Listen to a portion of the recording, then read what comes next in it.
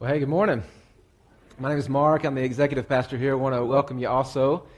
I don't know what last few weeks and months have been like in your world. I'll just be honest. It's been a time that my heart has just been pretty heavy. It just seems like an extraordinary amount of people that I'm connected to that are going through some really tough things, some marriages that are in really tough spots, some family members that have passed away, or people have been close to that they've had to say goodbye to, and maybe the ones that have been the hardest for me are a few of my friends that are dealing with things with infants or with miscarriages and that sort of thing. It's really close to our heart, and it's just hard. It's just hard to watch friends going through these sorts of things. I've got a friend that a little girl that's a newborn, and even before she was born, they had already diagnosed her with this illness that every day that she breathes and makes it another day is just miraculous. They didn't expect her to make it to birth, and now every day is a miracle. And that family is just at the hospital, just there with her. And another family who they're missionaries that they came back stateside to have the baby, and this little boy was born, and everything seemed fine. And then he just seemed to have trouble breathing, and they got him into the hospital, and they've been in ICU ever since. And the doctor has just given the diagnosis of a heart disease that they're not even, they're going to have to do more research on even to explain, but what they know so far is it's got a high fatality rate, and, again, each day is a miracle, and they're in for a life change, maybe moving back from living overseas just because of, doctor care, and he's just in a chaotic spot trying to figure out what to do with it all. And it's just heavy. It's just reminders of this broken world that we live in, and the results of the fall, and some decisions that we make, and some that we had no control over, and it's broken. And sometimes you look in the middle of those situations, and you go looking for where God is in the middle of this, and it's hard to see. I remember probably 7 years ago, Terry and I were really asking the Lord for another child, which is ironic now because we got twins in the end. But it wasn't happening, and we were dealing with that. And I remember being in a gym with some guys, a group of guys that I was trying to disciple. I was trying to help them grow in their faith. And I remember the minute that I was like, I just broke and said, I know I'm trying to help you guys grow in your faith, but I got to be honest right now. I'm struggling in mine. I need you guys to remind me that God is real, and that He's here, and that He's moving, because I've lost sight of it in this moment, and all I'm seeing is black.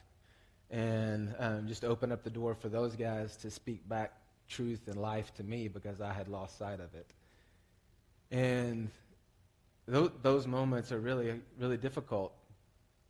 And as we start this study of Esther, it's just interesting to me. I get the privilege of getting to, kind of start this thing out and give the big picture of what Esther is and work through the first 2 chapters today. And if you've read the story of Esther, if you haven't, you totally should. If you have or seen the movie, you kind of know how this story ends, and Charlie's going to get to have fun with all of that. But I want to kind of set this stage with just kind of the trivia fact about Esther, that God is not mentioned in this book. It's just interesting. It's the only book in the Bible that God is not mentioned.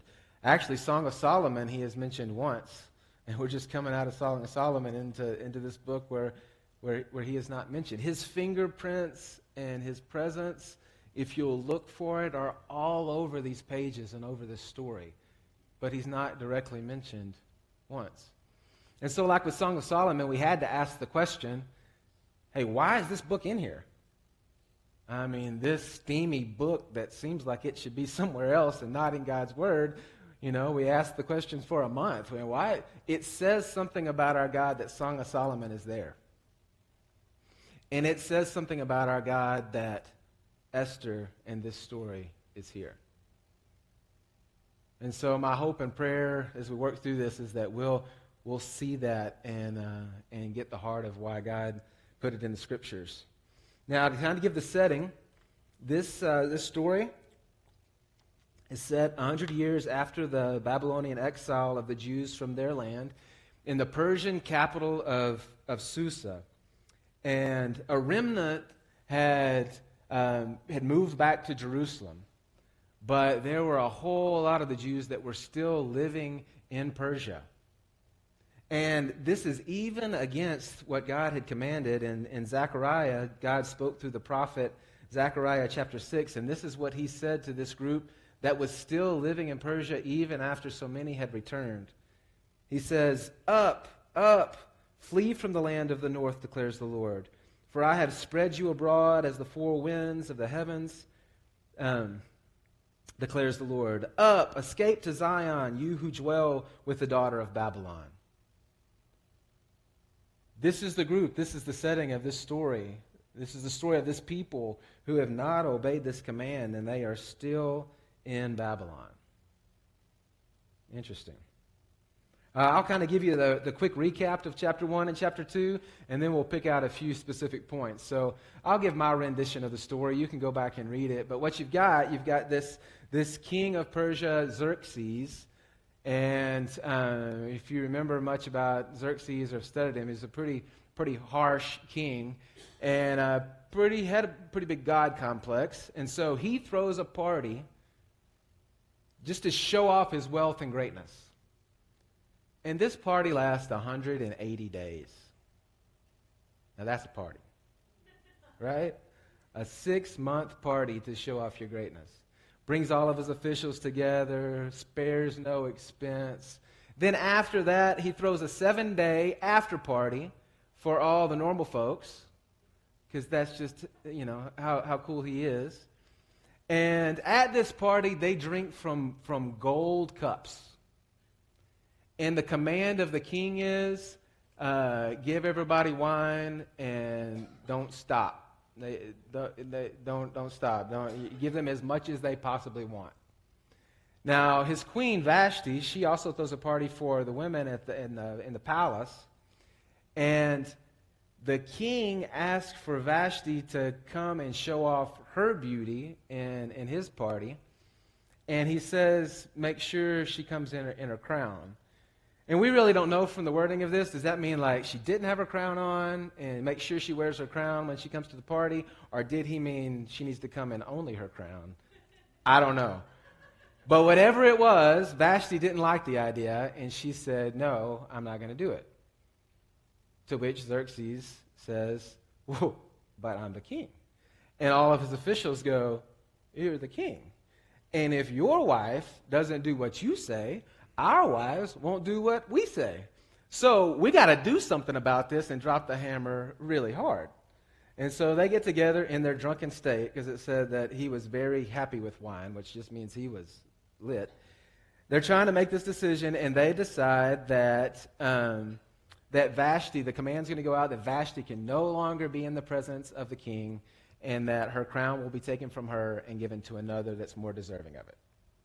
So they start going out all through the land to find young virgins who might take her place. And out there in the land, there is this Jewish girl named Esther. And she is with her cousin. Her parents have passed away, and her cousin is raising her. His name is Mordecai. And she is brought into the harem of the king.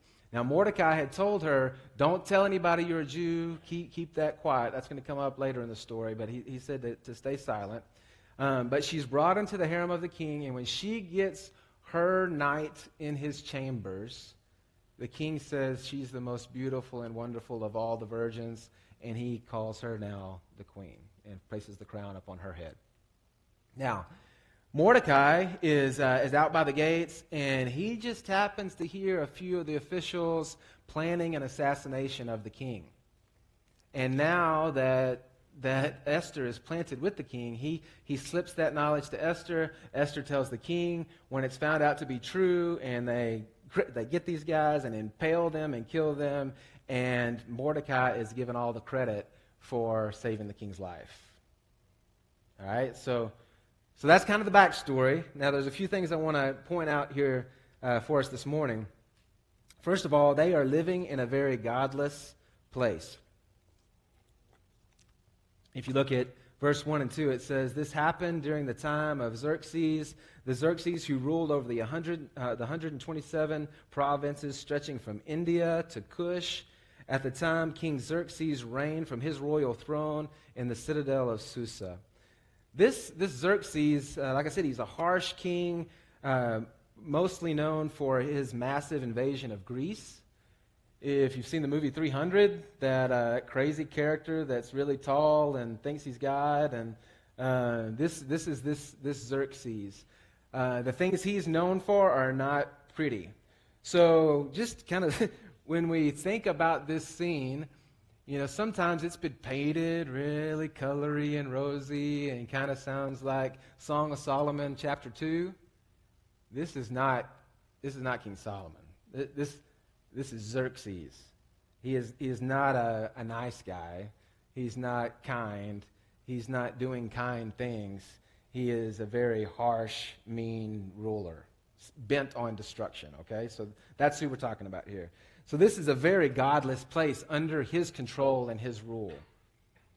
And then if you look at verse 5 and 6, now there was in the citadel of Susa a Jew. This is when we're introduced to Mordecai, of the tribe of Benjamin, named Mordecai. In verse 6, among those taken captive with Jehoiakim, king of Judah. So he was taken captive, and again, like I said a second ago, he has remained there. Now, why did the group remain there? So some went back to the promised land, but some have stayed. Well, for most of these, a lot of these, they had found favor in the city. They had taken positions of affluence, and they were doing pretty well. And even though God had commanded them to return, they're like, I'm okay where I am. I think I'll just stay here. Mordecai evidently is one of these people. Also, it gives us his name Mordecai, which is his Persian name that he was given. It's the name for their deity Marduk, which was one of the main deities that they worshipped. And we don't even get Mordecai's Jewish name. We only get his given Persian name after this deity. So that tells us something about this Mordecai. In fact, we don't really know. It's not told to us who the writer of Esther is, but there's a lot that assume that Mordecai wrote the book, and maybe that's one of the reasons that God is not mentioned in this book, because Mordecai doesn't seem to be a man of strong faith. All right, so they're living in this godless place, and some of that is because of the decisions that they have made to stay there. About, maybe 2 years ago, Charlie and I, there's a kind of a group of churches that we're loosely connected to, and so, they sometimes will have church conferences, and they had one in Vegas, which we had the same reaction. We're like, can you have a church conference in Vegas? Obviously this place that is kind of deemed as the godless, sinful place, can you actually also have a church conference of any consequence in that same place? And so we decided to go. Of course, we wanted to check it out and see if it was true. We get there, and the host church, the pastor of that church, is one of the first guys to speak. And it was just amazing because as he started to tell this story, one, he had some crazy stories about what it looks like to have a church in Vegas. He told one about one Sunday morning, there was a guy back on the back row that everybody around him just assumed that he was dead. They had just decided this guy's dead. And what's amazing to me, and I guess this would only happen in Vegas. This morning, if there was somebody sitting next to you that you thought was dead, would you wait to the end of the service to go tell somebody? Well, evidently in Vegas they do, because they waited to the end of the service, and then on the way out, they just kind of told the usher, hey, I think there's a dead guy in there. And they go back in, and he said, luckily he was passed out, but everybody assumed he was dead. Then they told another story about somebody that had some kind of beef with the church, and it was a really big place. And this guy took his car and drove it through the front doors and was cutting cookies like in the open area. And I think he ended up running it on the stage or something, just crazy.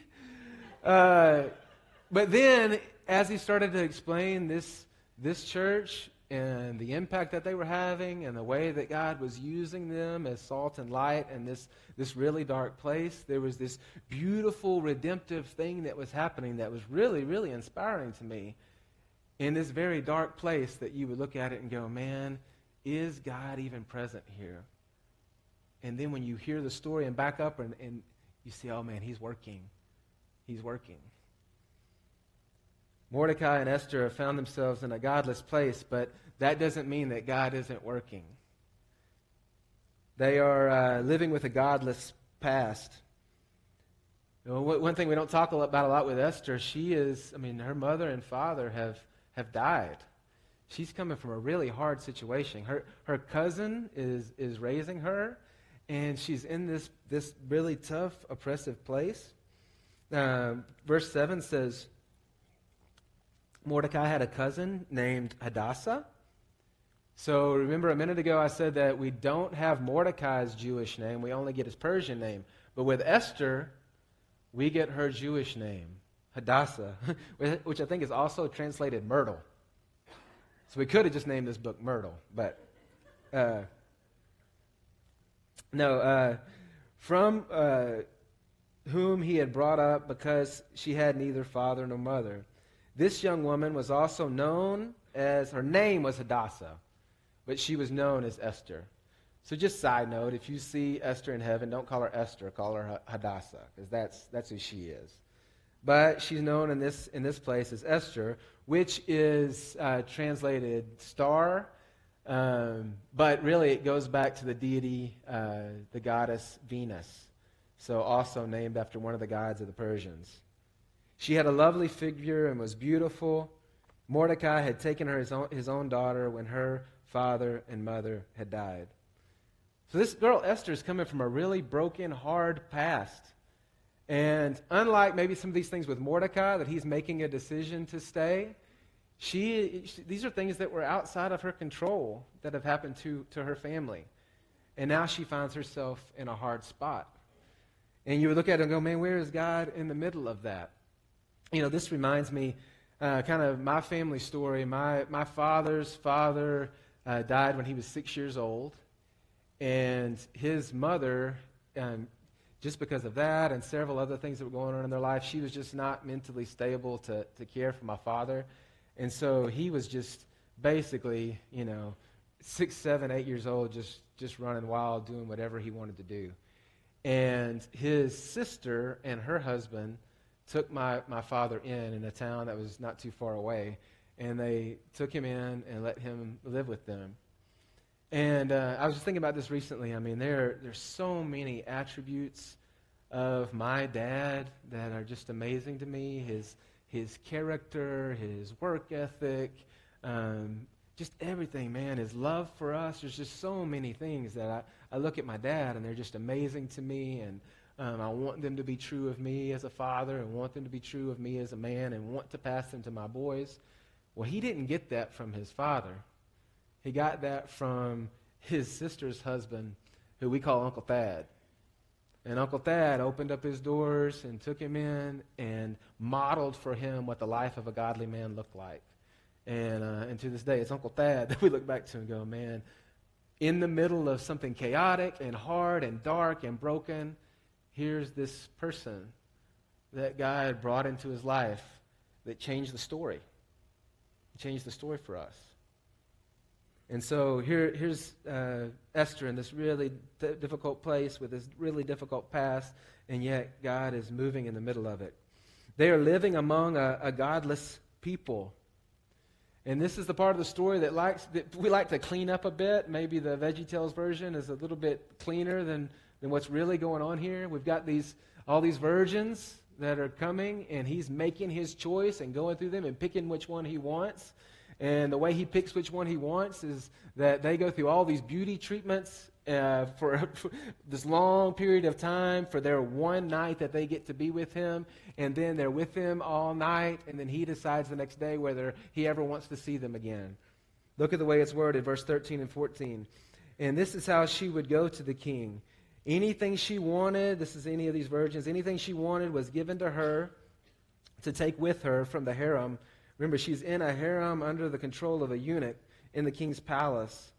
In the evening she would go there, and in the morning she would return to another part of the harem, to the care of Shashgaz, the king's eunuch, who was in charge of the concubines. This is how she's described. She's living in a harem among the concubines. She would not return to the king unless he was pleased with her and summoned her by name. She didn't just get to go in and out. If he decided she was worthy to come in again, he could call her. This was a really, really hard place. Going in the evening and leaving in the morning, you can use your imagination. This was with this harsh king in this harsh place. This wasn't fun. This was a very broken, ugly situation in a godless group of people. And here she is in the middle of it. If you know the end of the story, you know how God uses it. But if you just take this part of the story and you look at it, you're forced to ask the question, where is he? A few years back, I was a chaplain of this college football team. And I witnessed something that I'd never witnessed before. And I'd been around football my whole life, had played college football, had been on a lot of teams. But I walked out for 2 days in this new town that we were in, and I thought, this is a great time. Caleb wasn't in school yet, and I thought, I'll bring my boy out there with me, and we'll watch practice and start to get to know the coaches and get to know the players, and this will be all still football on the side. This will be awesome. And we walk out there, and I find myself in, a minute of being out there that I'm having to cover his ears, because from the head coach all the way down to the boy sitting on the bench, everybody was using all the language, all the words, some of them that I'd heard before and some of them that I hadn't. and it wasn't just that it was bad language, but it wasn't like they were using the bad language to encourage one another or put exclamation points on some point. It was just to bring everybody down. And so a guy would do something, and he would 90% do it good, and the coach would just get all over him for the one little thing that he didn't do right and just try to demean him. And I thought, maybe this is, since it's the beginning of 2 days, maybe this is the boot camp version. Maybe they're just going to do that, try to get some guys to go home, and then what they're left over with. So I came back the next day, and I thought, it'll get better, so I brought Caleb again. Finally, I had to stop bringing him because the place was just so oppressive and so dark, and it didn't get better the whole season. I didn't enjoy being around the group because it was so oppressive. And yet, about day 4, the guys are walking out of the locker room, and there's this one dude who he didn't even have to tell me that he was a Jesus follower, because I saw it. I saw it all over his face. I saw it in his demeanor. He walked out, and it was obvious that God had placed this guy in this room for this purpose. And the rest of that season became about me trying to figure out how to support this guy in this very impressive environment that didn't leave him when he left the practice field, because it was in his dorm, it was in every part of his life, and yet he was the one that was going to light it up. And it was just cool. It was the practice 1, I wondered, where is God on this field? And then I realized God was working. He had already planted his man there. And I had a clear purpose to try to help that guy honor him well.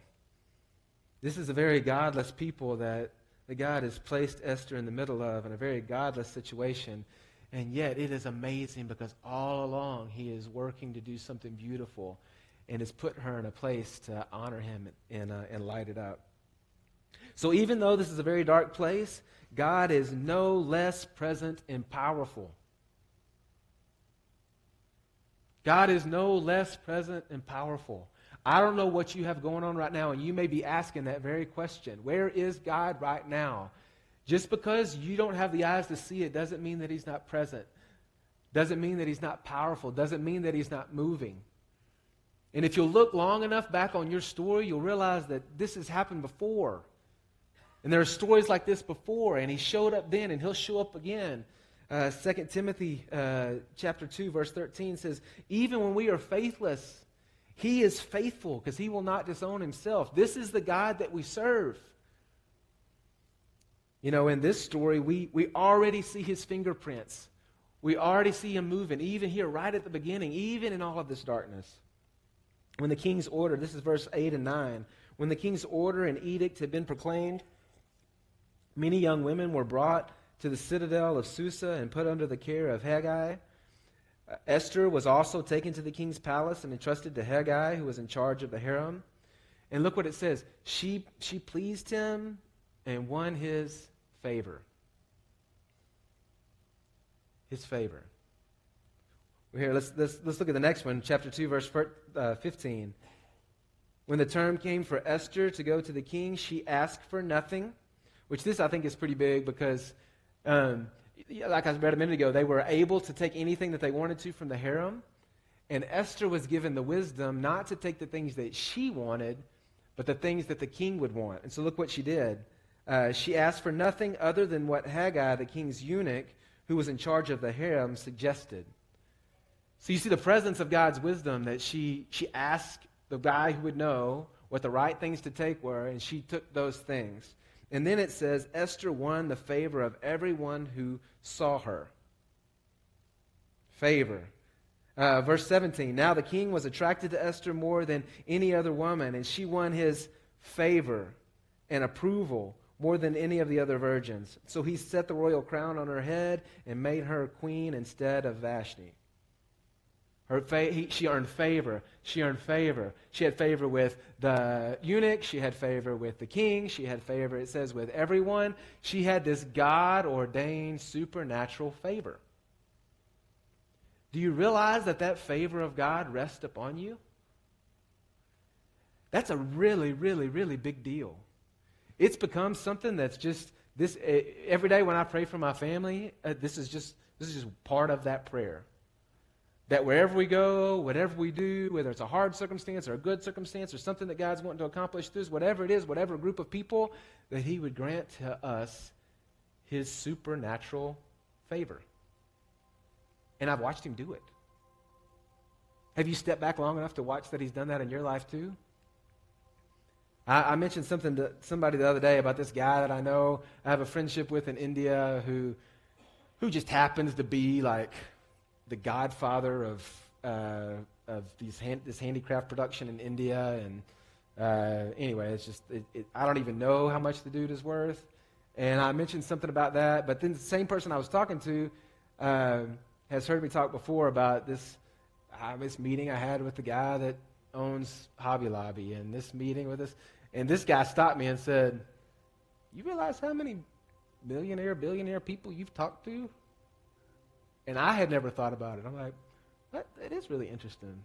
Now, how did I end up in that spot? Not because I deserved it, right? Or because but for some reason, God had granted favor and given me audience with these people who I had no business being in this. I remember sitting in one office that the guy he set me at the end of the table, and the table was like a 20-person, like big boardroom table with leather seats and all the stuff, and he sat at the other end, and nobody else was in there but he and I. And I sat there thinking, what am I even doing? When the elevator, they had to like get a special key and go to the top floor. Like, I shouldn't be in this place. God's favor. I don't know what to do with that. He gives this favor to Esther. And then he also gives it to Mordecai. Look what happens. But Mordecai, verse 22, but Mordecai found out about the plot and told Queen Esther, who in turn reported it to the king, and the credit was given to Mordecai for saving the king's life. God's favor, God's blessing, even in the middle of this darkness. So this guy that his son has got this heart issue, he calls me this past week, and basically he's just saying, man, I'm just asking for some counsel because I don't know what to do. We got this horrible report that his days, if not numbered, or this next year, 2 years, are going to be really difficult trying to figure that out and what steps to take. For sure, our life is now shifted and changed. I don't know if we should move all of our things back from overseas because, I don't think the healthcare is better here, and I don't know if we can make that work. And you can just hear all the chaos and confusion. And then he's, Mark, what should I do? How do you answer that question? If he called you, what would you say? I'll tell you, it's really interesting that when I finished, I realized why I got the call. Because when I was about a year old, I was diagnosed with this disease, and there was this thing that, if not removed, was going to kill me for sure. And the doctors finally decided that they would do a surgery that would likely take my life because it was real volatile. But they were going to do the surgery anyway because I was going to die for sure if they didn't do the surgery. My parents called the folks of their church, and they came in and prayed over me. And when they went in before that surgery, they did an x-ray, and that thing was gone. And so the first thing I had to tell this guy was, hey, brother, be encouraged.